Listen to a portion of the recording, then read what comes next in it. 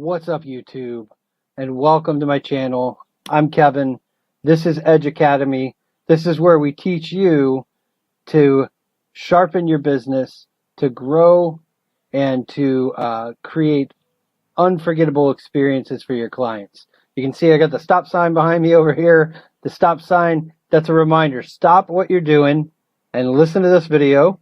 And the second thing is, stop some of the things you're doing in your business, and we're going to start doing some other things. What do I mean by that? Well, one of the things you can stop doing in your business is being so quick to write up the orders, to jump on a sale. Story time here. So when I guess it would have been 14 years ago, I worked at Sears selling televisions. And of course, January tends to be a fairly lackluster month for sales, so we have to jump on every single opportunity that we get in retail during the month of January. And of course, Super Bowl ramps it up a little bit, but that's really just a handful because very few people go buy a new TV just for the Super Bowl. So I had a client walk into the department and walk up and point at one of our most expensive televisions that we offered and said, I want to buy this. This is the TV that I want.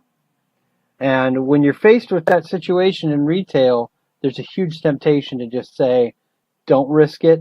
Don't mess anything up. Just go right up, ring up the sale.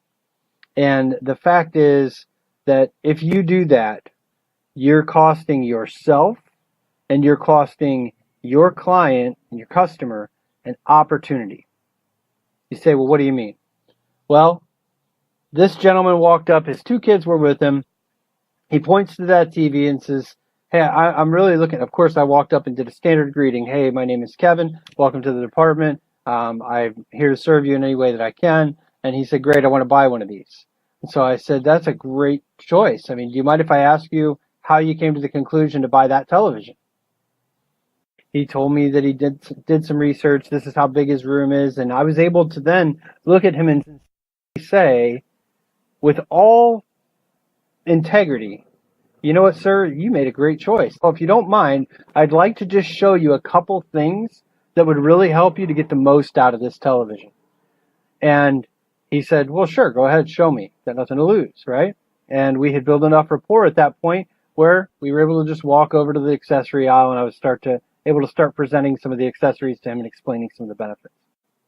So we went through some cables, we went through some connections and things that would help him get the most out of TV. And while I was at it, I was giving him some pointers on how to hook this up, how to, some of the pitfalls to avoid, those types of things. And this was, you got to realize that this was in the time when HD was relatively young. And so it wasn't uncommon for a customer to buy a product at the store expecting it to perform one way, and then they would get it home and they would find that the picture was nothing like what they saw in the store. So it was really important for me to educate clients on what they could expect when they got home from the store and hooked this thing up and make sure that it was done properly. So not only that, another thing that's very important in electronics is surge protection. As we all know, we all have power strips all over our home. Some of us do that for convenience because we can create 6 outlets out of 1. And some of us do that because we understand the value of putting a surge protector on what we own. And so there are different levels of surge protection. You can buy a power strip for $2 at your local bargain store, or you can go to Best Buy and literally spend $300 or more on a surge protector that is warranted and covers anything that happens. I mean, literally, it's like an insurance policy on your product. So I told David, the customer, as we were talking about it, that I recommended he get the maximum coverage. And the number one surge protector that we had at that time at Sears was just simply a $150 surge protector made by a well-known brand. When I suggested that, of course, the question comes up, well, why can't I just buy this $40 surge protector that's right next to it? because they look very similar. I wouldn't call Safe Auto, or, I would make sure that I'm getting full coverage so that no matter what happens to my very expensive car, I know that it's covered, right? And so the same goes for surge protectors. I can buy the less expensive surge protector, but buying that is putting minimum coverage on this expensive piece of electronics that I just purchased.